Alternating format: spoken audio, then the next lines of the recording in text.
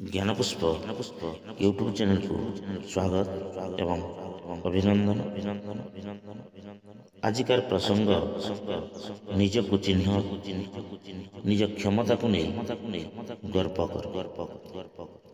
ଅହଂ ବ୍ରହ୍ମାସ୍ମି। ସ୍ୱାମୀ ବିବେକାନନ୍ଦ ପ୍ରାୟ ସର୍ବଦା ଉପନିଷଦର ଏହି ମନ୍ତ୍ରକୁ ଉଲ୍ଲେଖ କରୁଥିଲେ।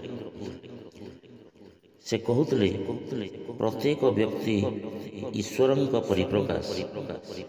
ସେ ସ୍ୱୟଂ ଈଶ୍ୱରଙ୍କ ପ୍ରତିରୂପ। ପ୍ରତ୍ୟେକଙ୍କ ଭିତରେ ଅନନ୍ତ ସମ୍ଭାବନା ଲୁଚି ରହିଛି।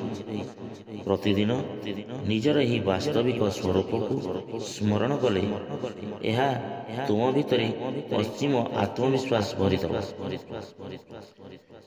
ନିଜର ଯୋଗ୍ୟତା, ଜ୍ଞାନ ଓ ପ୍ରସ୍ତୁତି ତୁମକୁ ସଫଳ କରାଇବାରେ ସକ୍ଷମ ହେବ। ସ୍ୱାମୀ ବିବେକାନନ୍ଦଙ୍କ ଏହି ବାଣୀକୁ ସର୍ବଦା ସ୍ମରଣ କର।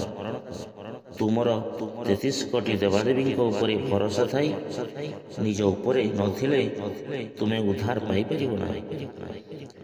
ନିଜ ଉପରେ ଭରସା ରଖ, ସଂକଳ୍ପବଦ୍ଧ ଓ ମଜବୁତ ହୁଅ।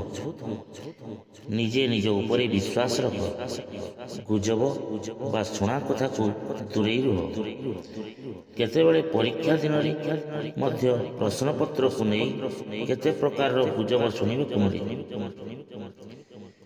ଏସବୁରେ ଧ୍ୟାନ ଦେଇ ନିଜ ବିଶ୍ୱାସକୁ ଭୁଲିବାକୁ ଦିଅ ନାହିଁ। ଯଦି ତୁମର ପ୍ରସ୍ତୁତି ଠିକ୍ଠାକ୍ ଅଛି, ତେବେ ଏସବୁରେ ତୁମର କିଛି ଫରକ ପଡ଼ିବ ନାହିଁ। ତୁମେ ବୁଢ଼ାଳିମାନଙ୍କୁ ଦେଖୁଛ, ଗଭୀର ଜଳକୁ। ସେମାନେ ନିଜର ଶକ୍ତି, କୌଶଳ ଓ ଆତ୍ମବିଶ୍ୱାସ ଯୋଗୁଁ ଲମ୍ଫ ଦେଇଥାନ୍ତି। ସେମାନେ ଭାବିନଥାନ୍ତି ପାଣିରେ କେହି ଥିବେ ସେମାନଙ୍କୁ ସାହାଯ୍ୟ କରିବେ। ସବୁ କିଛି ଜାଣିଲା ପରେ ଆତ୍ମବିଶ୍ୱାସ ସୃଷ୍ଟି ହେବ ଏପରି ନୁହେଁ।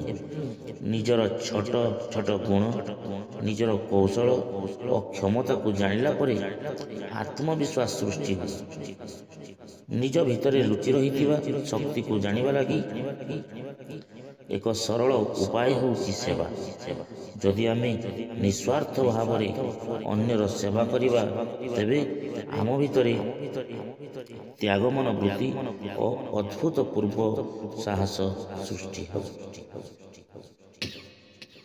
ଆସନ୍ତୁ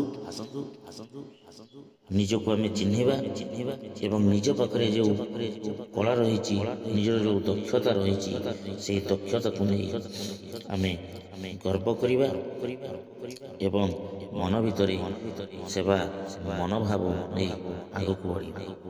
ଧନ୍ୟବାଦ।